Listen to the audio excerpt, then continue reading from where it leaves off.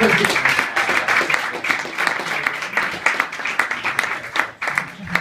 right. So, as I said, one of the goals of the show is to bring out all kinds of different storytellers, and each one presents their narrative in different ways. And one of the things we featured throughout the past few years is burlesque performances. But I feel like this burlesque performance will tell a completely different kind of story than the ones that have been told so far, because it's about burlesque and it's explicitly about telling a story.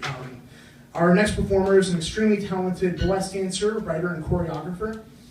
Her work forms both provocative and whimsical images in order to materialize abstractions such as madness, oppression, fetishism, obsession, gender, and love. She is the vampire pet of burlesque, and her work has a strong preoccupation with dark beauty.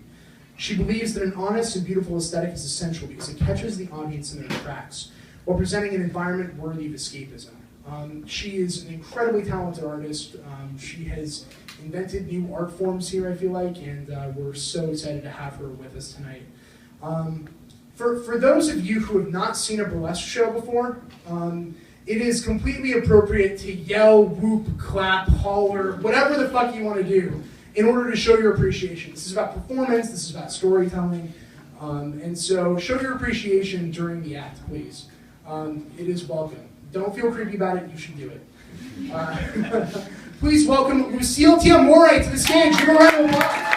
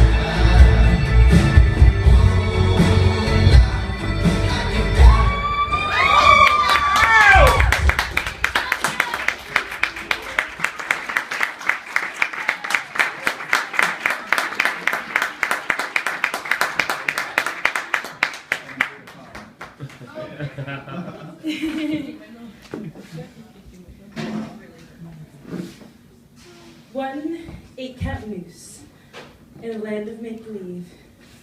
You can't believe in me. Hang me up with the witches. 401, 4001, 800, 8000, 801. One 8-count noose. We'll make it 801. Someone must be blamed for all your pain. It was I'll say, if you need me to. But your eyes are bound to drip. It will not be long, and messes will be found. Execute me if you must. The counts are all wrong. You're dancing on the 8-count to a song that doesn't follow time. Still sleepwalking in a dead man's dream. Stuck on the same old moves.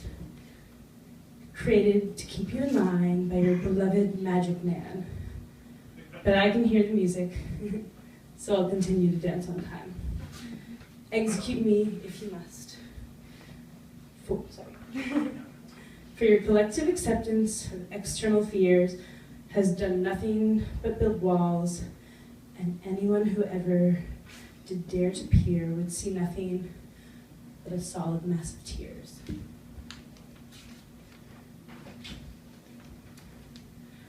I've become very used to being alone, but tonight I have something to say.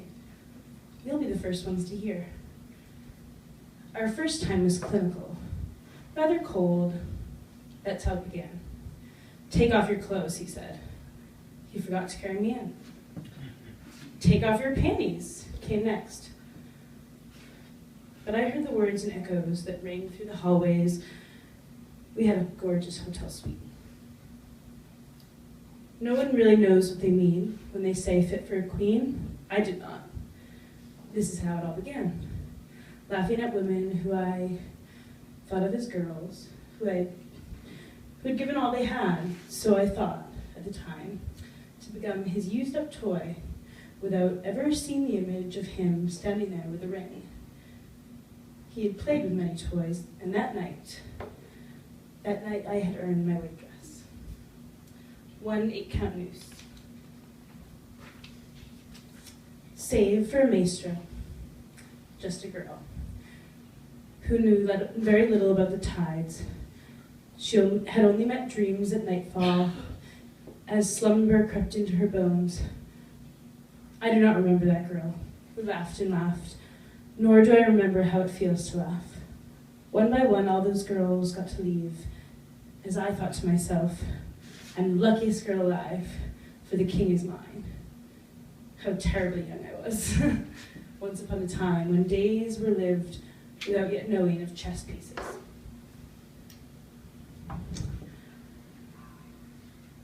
Maybe I'm wrong.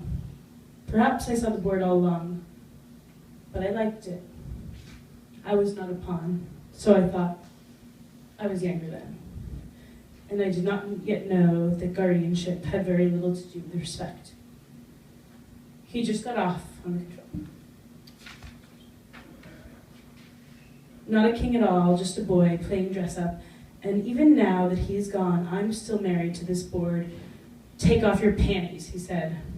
I did as I was told. A white gown with accents of gold, then panties my sister had showed me were the best were sold, and I remember that I admired their power. Not given to them by lace or rhinestones, but by me, for I had none of my own. When he spoke again, I froze. I'm going to examine you, he said. When I found my breath, I spoke. But I can't remember what I said. Something weak. One day you'll be queen, he said. You must learn to be seen, he said. I tried to clear the air. My sister had talked me through a blowjob the night before. And when he was properly prepared, he grew bored, as children often do, pushed me aside, snapped his fingers, pointed to the bed. I'm waiting, is what he said. And I did as I was told. A princess, a queen, she's never truly seen. But the eyes of others will never again dismiss her. They will not leave me be. Relax your body were the last words spoken. I did as I was told. 1 8-count noose. In a land of make-believe, you can't believe in me.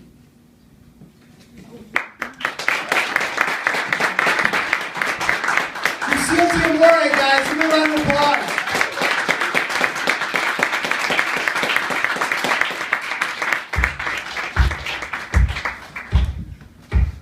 That was incredible. We've got